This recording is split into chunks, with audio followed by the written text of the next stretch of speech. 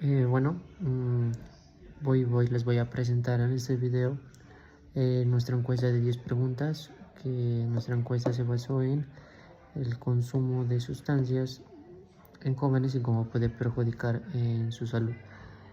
Bueno, para comenzar, tenemos la primera pregunta, que son ¿cuántos años tienen los encuestados? Bueno, tuvimos una variación de edades, que la más baja son 15 años y la mayor, que fue de 30 años. Bueno, vamos a comenzar con voy a explicar los deciles y con los percentiles, que ahí nos dice que el 30% tienen 15 años o menos de los encuestados, y en los percentiles nos dice que el 35% de los encuestados tienen edades iguales o inferiores a esa edad. Continuando con la pregunta número 1, gracias a la tabla pudimos sacar también el promedio de edades, también la varianza obtenida, la desviación estándar y el coeficiente de variación. Que bueno, comenzando con el promedio de edades, nos dice que tenemos un 18.93 años, lo que indica que la mayoría de los encuestados se encuentran cerca a los 19 años. También tenemos una varianza obtenida, que es 16.93, lo que nos indica que existe una expresión moderada de las edades de los encuestados. También encontramos la desviación estándar. ¿Qué quiere decir la desviación estándar? Que es de 4.11. Este promedio de edades, los encuestados, se aleja de unos 4 años de la media, que de la media serían unos 18.93 años, que dije anteriormente. Y el coeficiente de variación entre lo que obtuvimos es de 21.73%, lo que indica una edad muy relativa de las edades con respecto al promedio, que es moderado.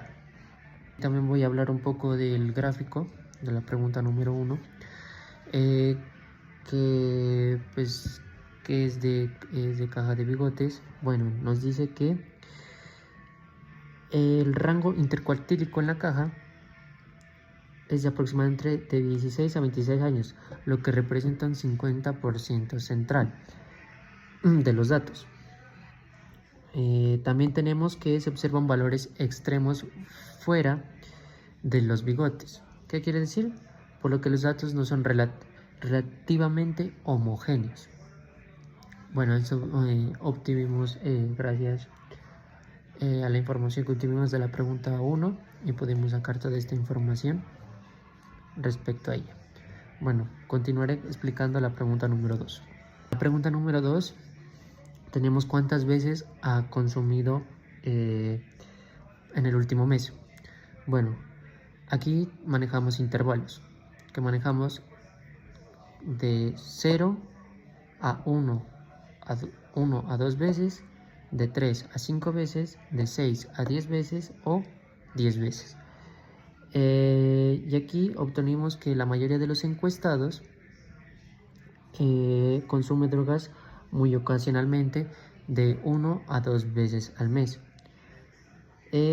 También obtuvimos el consumo promedio, que son de 5.63 veces. Indica que aunque la mayoría tiene consumos bajos, hay casos de consumo elevado que aumenta el valor promedio. Y bueno, su distribución general nos dice que el consumo no es uniforme, o sea, que quiere decir que hay un tipo de mezcla, que esta mezcla sería de usuarios que son ocasionalmente y usuarios que son frecuentemente. Bueno, estos datos que sacamos, pues con los intervalos podemos sacar límite inferior, límite superior, marca de clase, también rango, intervalo y amplitud, y también podemos sacar el promedio. Bueno, continuando con la pregunta número 3, que es ¿cuántos amigos o conocidos cercanos consumen regularmente drogas? También manejamos para ese tipo de pregunta intervalos, que serían 0, serían de 1 a 2, de 3 a 5, 6 a 10 o 10. ¿Qué sacamos con esta información? Gracias a la tabla y gráfico. Sacamos que el entorno social de los encuestados están altamente influyendo por personas que sí consumen drogas. La mayoría conoce entre 3 a 10 consumidores. Y ese es un promedio casi de 12 personas, lo que sugiere que es un nivel fuerte de exposición. Bueno, aquí tuvimos una información relevante porque el entorno social, pues de las preguntas que sacamos, el entorno social vimos que es el entorno donde más puede haber factores asociados para iniciar el consumo de drogas. Bueno, continuando con la pregunta número 4. En la pregunta número 4 pusimos que ¿cuánto dinero gasta aproximadamente al consumo al mes? Y también manejamos intervalos. Sería de 0, 20.000 a 50.000, de 50.000 a 100.000 y a 100.000 pesos. Bueno, gracias a la tabla y al gráfico que manejamos, los resultados nos indican lo siguiente: que la mayoría de encuestados realiza un gasto significativo en consumo cada mes. Los niveles bajos de gasto son minoritarios y el intervalo más frecuente es más de 100.000, lo que refleja un fuerte compromiso económico para el consumo. El promedio obtenido sugiere que un gasto que se ubique en la parte media de la escala puede influirse en un grupo notable que gasta mucho más. Bueno, esto es lo que obtuvimos de la pregunta número 4, tanto con su gráfico, como dije anteriormente, que también pues se habla con su límite inferior, límite superior, marca de clase, y pues con su rango, intervalo, amplitud y también el promedio. Gracias a ello podemos sacar lo anteriormente dicho. Bueno, en la pregunta número 5 tenemos cuántas horas duras en promedio en cada consumo. Que también manejamos intervalos, que sería de 1 a 2, de 2 a 4 o 4. Bueno, sacando tabla, gráfico y todo lo anteriormente dicho respecto a las anteriores preguntas que se manejó intervalos, aquí sacamos que de la pregunta número 5, la mayoría de los episodios de consumo dura entre 3 y 6 horas, que esto significa que los consumos son prolongados. También podemos sacar que el promedio de casi 10 horas indica que un grupo significativo tiene consumos extensos que elevan la duración promedio total. Esta información nos señala un patrón de un consumo sostenido, y pues esto nos indica que puede ser muy posiblemente riesgoso. También se puede ver que es un uso compulsivo a un consumo en contexto de muy prolongado. O sea, ¿esto qué quiere decir? Que el número de veces, pues, por decirlo, de número de veces o horas de su consumo promedio es un poco alto de los encuestados. Bueno, continuamos con mi compañero Alex, que les va a explicar de la pregunta 6 a la pregunta número 10. Bueno, en esta sección analizaremos las respuestas obtenidas para la pregunta 6, donde se buscó identificar los efectos del consumo de drogas en jóvenes según la la percepción y la participación de los estudiantes a los que encuestamos. Primero pues se hizo la presentación de las categorías, que esto se listó de diferentes opciones que representan posibles consecuencias del consumo. Entre ellas pues encontramos el aislamiento social, el bajo rendimiento académico, el conflicto familiar, problemas de conducta y que otra que era la que ya la persona dijera. Primeramente tenemos la frecuencia absoluta, que vendría siendo FI, donde en esta se registró cuántas personas eligieron cada categoría, y esa cifra indica el número real de respuestas para cada opción. Siguiente a esto tenemos la frecuencia absoluta, la frecuencia relativa, que vendría siendo FR, que se calculó bajo la proporción de cada categoría respecto al total de respuestas.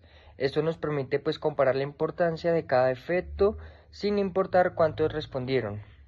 Como último pues tenemos el total general, que vendría siendo lo que confirma que la suma de todas las frecuencias absolutas es 28 y que la frecuencia relativa suman exactamente 1. Esto pues valida que la tabla está correctamente construida. Y pues como conclusión para esa pregunta tenemos que pues que en esa tabla nos permitió identificar cuáles efectos fueron percibidos como más comunes, y facilitarnos a su vez una interpretación clara de la tendencia general entre los participantes. Bueno, a continuación pues tenemos la hoja correspondiente a la pregunta 7, donde analizamos pues los datos numéricos y los organizamos primeramente en una tabla. Bueno, pues construimos principalmente los intervalos, que esto se definieron los rangos que agrupaban los valores. Cada intervalo pues tiene un límite inferior y un límite superior, lo que nos facilita pues la organización de los datos. Luego a eso tenemos la marca de clase, que vendría siendo XY. Para cada intervalo se calculó la marca de clase. Bueno, continuamos con la pregunta 8. Esta pues repite el mismo procedimiento estadístico, pero pues con un segundo conjunto de datos numéricos. Entonces pues tenemos pues de nuevo que se organizaron los intervalos con sus límites inferiores y superiores. Se calcula pues la marca de clase, que vendría siendo XY, la frecuencia FI, el producto XY por FI, y un total final pues que suma todas las frecuencias. La tabla pues incluye los cálculos de rangos, números de intervalos y amplitud, tal como pues nos pide la pregunta y tal como pide el procedimiento. Y para eso pues esta tabla pues nos permite comparar los dos conjuntos de datos trabajados bajo el mismo procedimiento que hemos realizado desde la pregunta 6 hasta la actual. Bueno, en la última pregunta pues ya tenemos la pregunta 10. Esta ya no vendría siendo cualitativa, sino que vendría siendo cuantitativa, ya que se agrupan por rangos. Entonces pues tenemos primero pues obviamente la construcción de los intervalos, que pues esto vendría siendo los intervalos que agrupamos según los valores de la encuesta. Tenemos pues también los cálculos de los límites y de la marca de clase, que pues determinan la marca de clase pues junto con los límites inferiores y superiores de cada intervalo. Seguido a esto tenemos la frecuencia absoluta, que vendría siendo XY y FI, que pues registra el número de datos de datos por intervalos, y se obtiene el producto entre la marca de clase y la frecuencia. También tenemos los cálculos, pues que vendría siendo el cálculo nuevamente del rango, de la amplitud y el número de intervalos. Esto nos permite pues comparar la tabla bajo todas las respuestas anteriores que hemos tenido desde la 1 hasta la actual, que vendría siendo la 10. Y pues tenemos que esta clase pues por último pues tenemos que esta clase pues cierra toda nuestra encuesta. Nos ayuda a comprender pues los datos estadísticos y todo lo que vendría siendo tanto cuantitativo como cualitativo, y completamos así todo el conjunto de datos que trabajamos durante todo el semestre.